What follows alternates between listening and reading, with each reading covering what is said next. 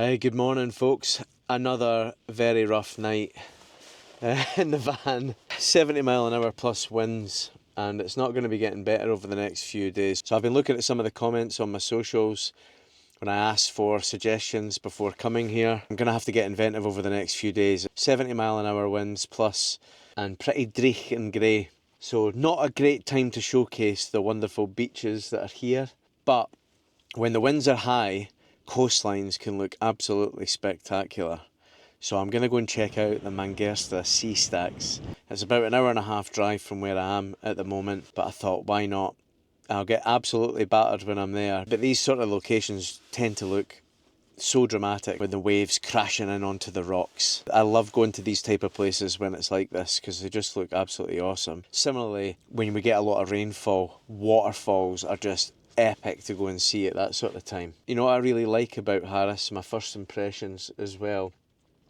You've got all these lovely little park up spots, gravelled park up spots, nice and flat, really ideal for staying in. They've been purpose built for motorhomes and camper vans.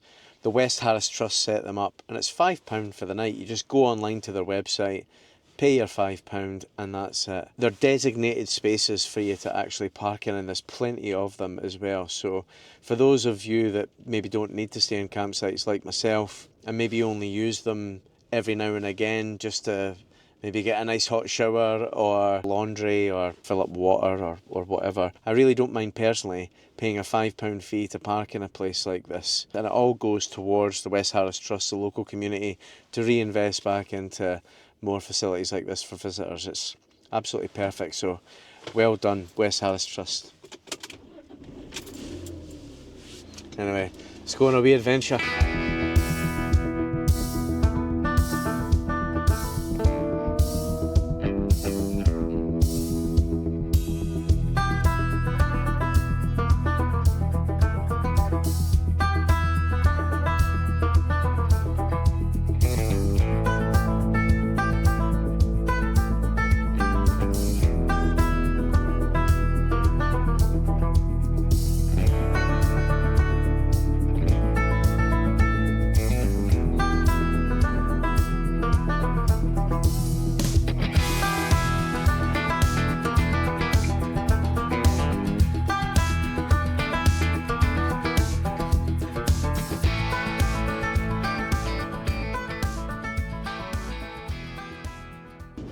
Oh, this is a cool wee road. It's almost like driving through a mini wee glen. For those of you that don't know what a glen is what we call a valley, essentially, in Scotland. So Glencoe, for example, is the valley of the River Coe. At least that's my understanding of it. Maybe better check that actually.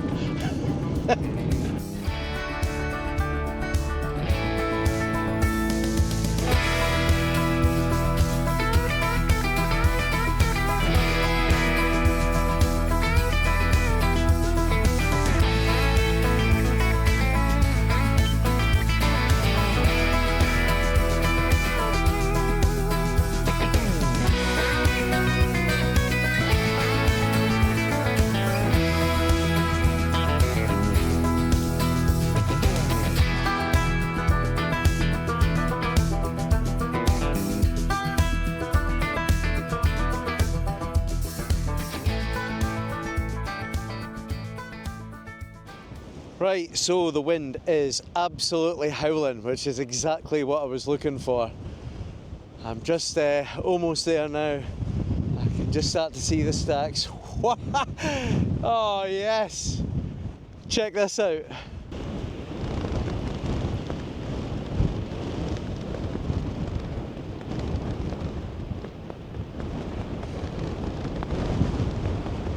Right, I'm gonna go up. It's so windy. I'm going to go up a bit further and see if I can get a slightly different viewpoint as well, different angle. There is a cairn at the top of this. There's a fence I can get over and have a look at the full coastline there. It's absolutely incredible.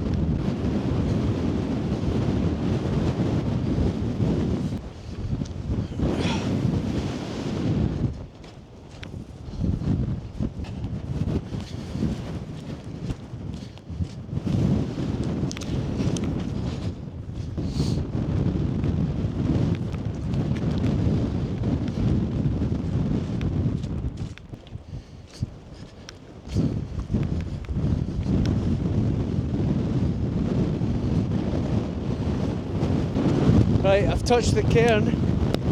Let's go to this viewpoint that's going to be down here. I think this is going to be absolutely incredible.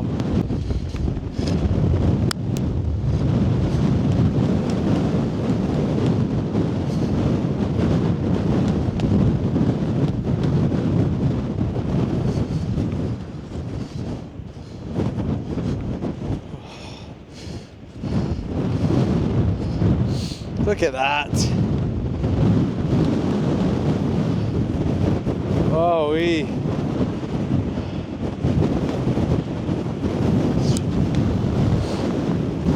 Unbelievable. The waterfall at the back, just going down onto the stacks as well. What a place. You know, before coming here I thought it's going to look very similar, I think, to the Duncansby Stacks on the North Coast 500 route. The Duncansby Stacks are significantly bigger, but this is just incredible. Oh, what a location, I absolutely love it.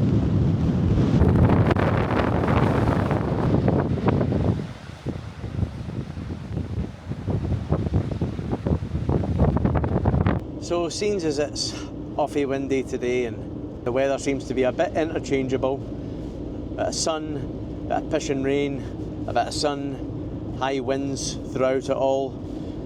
I'm going to go to the most northerly point on the Isle of Lewis. But before I do that, I'm going to stop en route and get a sauna and a shower to freshen up a wee bit.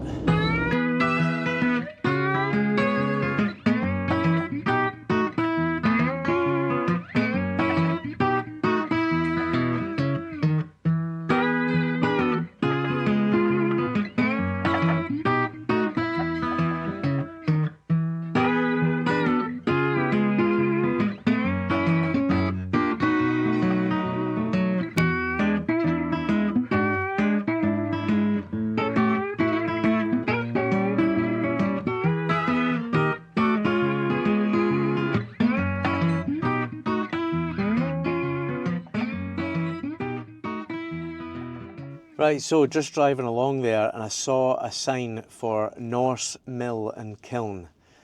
Now, for those of you that have watched my series based in Orkney, you'll know I absolutely love my Viking and Norse history, so I needed to stop to check it out. Let's go on a wee adventure.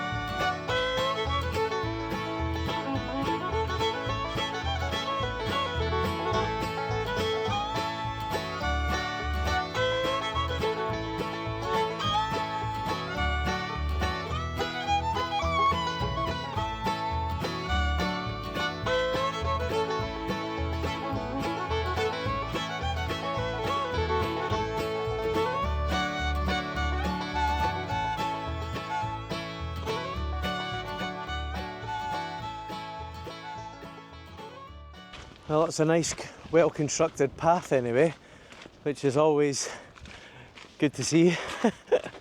Not having to walk through all the surrounding bog.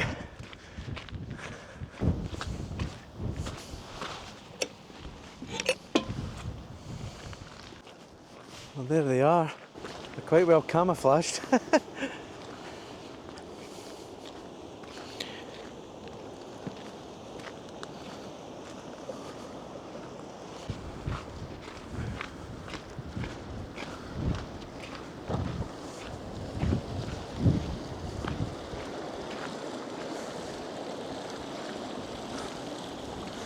Oh, you can go right in. Oh, wow. Oh, I should have brought a torch.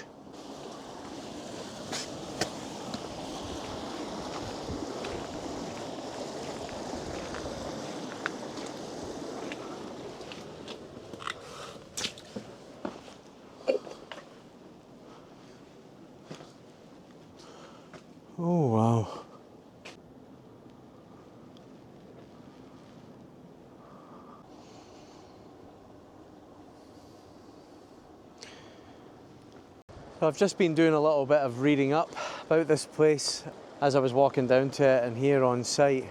You know, it's the only example on the Western Isles of a Norse Mill Kiln in this particular type of construction and operation. Essentially it uses a water-powered system to grind grain, just like the Norse settlers would have done centuries ago.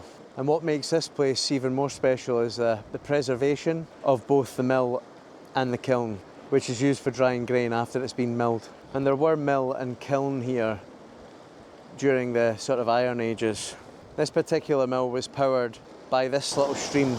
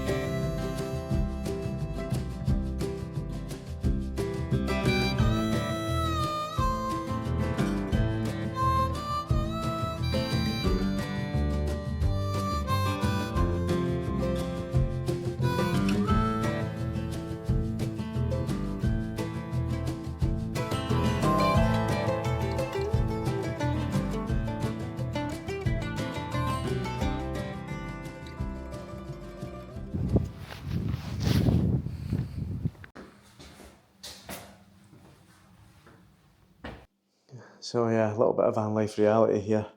This saves me getting my own shower set up in the van and used. £3 for a shower, so I put £2 in the donation box as well. And these sort of facilities in remote places like this are just an absolute godsend. I actually believe there's 10-pin bowling here as well, so if you've got kids or you're a family, it's a perfect wee stop. Now, one thing that's great about this facility, if you are in a camper van or a motorhome, there is also a chemical waste disposal point if you use a chemical toilet. I use a composting toilet, so I don't require that.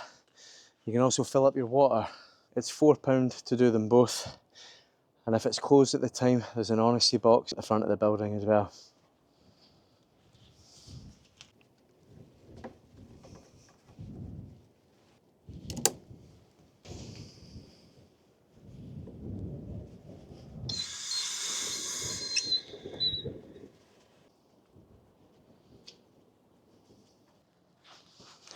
I will say this, the flow is really quick. I've got a 125 litre tank in there. It was only a quarter in it and it's already 4/5 full and it's only been going around about a minute. Right, I better get stopped.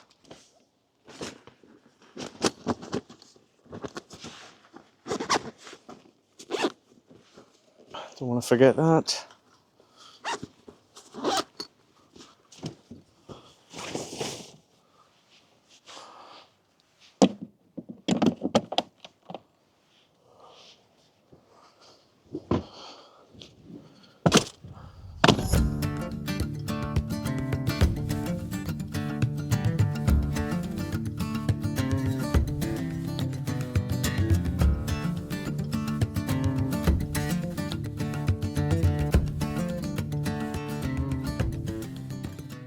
Just had to pull over. I forgot to hang my towel up on my washing line.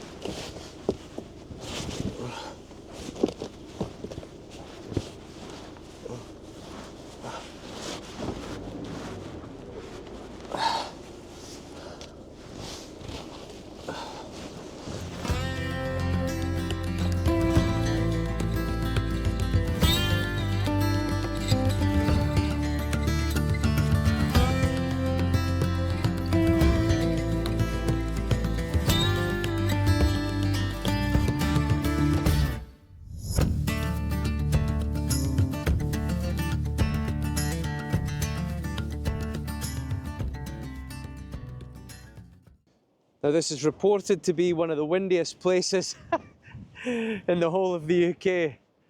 I think I've got it on a good day. This isn't that bad. I've played golf at St Andrews in windier days than this. The Butt of Lewis Lighthouse was built by the famous lighthouse builder David Stevenson in 1862. Little is known about the station's early history. A plaque in the light room indicates that the present equipment was installed in 1905. The station became the radio link for the keepers on the isolated Flannan Islands in the early 1930s and continued to function as such until 1971 when the Flannans were made automatic. It was mostly fueled by fish oil in the beginning, then was replaced by a paraffin burner in 1869 and finally by electricity in 1976. However, like all lighthouses in the UK now, Butt of Lewis Lighthouse was automated on the 30th of March 1998 and is now remotely monitored from Edinburgh.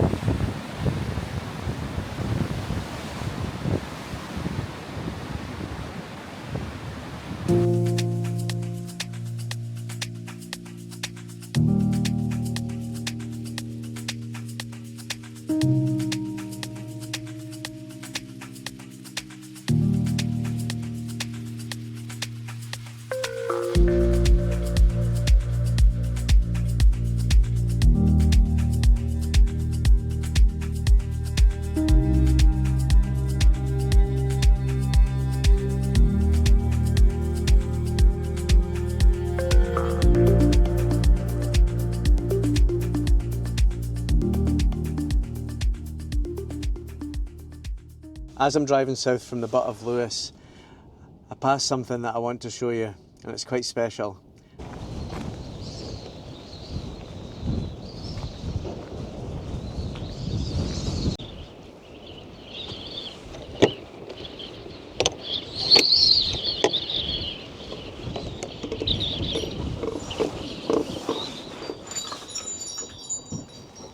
Now this is a Curiosity caravan, and it's one of dozens of what we would traditionally call honesty boxes in Scotland. But this is literally a little mini shop of various curiosities, and you can purchase anything you like in here, and it's an honesty based system. So what that means is they'll have suggested prices on the products and you can pay by cash, and they've even got a little card machine so you can pay it. But this is just such a cool little setup. The owners have clearly converted what was an old caravan, it's quite low, and turned it into this beautiful little shop. That's fantastic. This is one I quite like. My last fuck jar. We've even got a little decision coin. Is it a hell yes or a fuck no?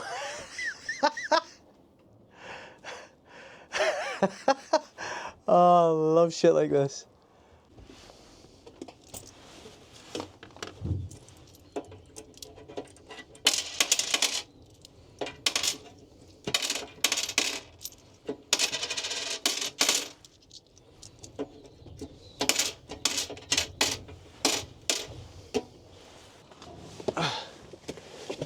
So that's just absolutely perfect. I've got bundles of change in the van I need rid of. Go in there, pick up a little gift and give them some change in the till. And it helps support the local communities here as well. So I just absolutely love stuff like that. It was so cool. And I met the owner afterwards as well, and we had a wee chat. A lovely woman, and she actually gave me this little stone with a Viking inscription on it, which means safe journey. I love that. So thank you very much, and if you're ever in Lewis and Harris, make sure you pop into the Curiosity caravan.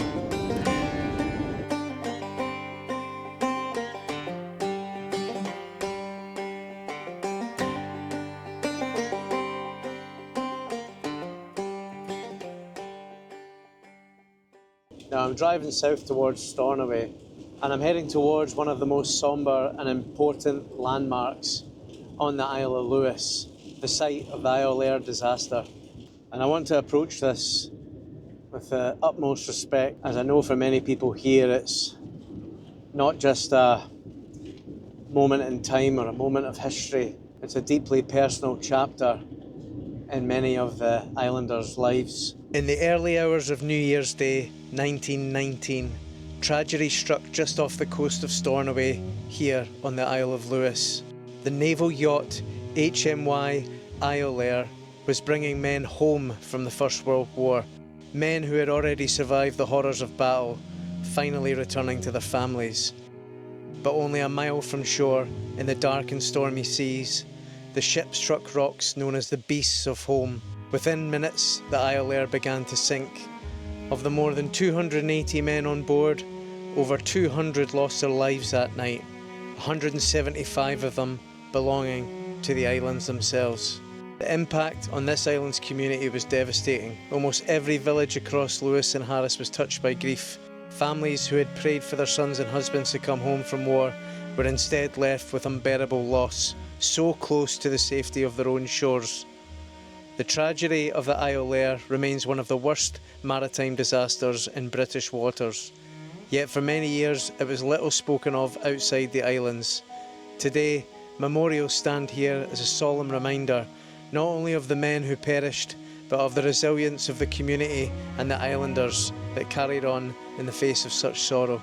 The story of the Iolaire is more than history. It's a reminder of the fragility of life, the weight of loss, and the enduring strength of those left behind. Well, what a sobering experience coming here. I just can't even imagine, what those men went through after years of war, in the Great War no less,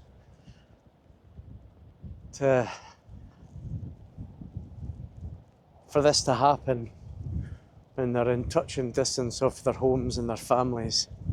It's absolutely tragic and really quite sad. I actually feel a bit emotional. It's awful. Lest we forget. Like and subscribe for more van life adventures.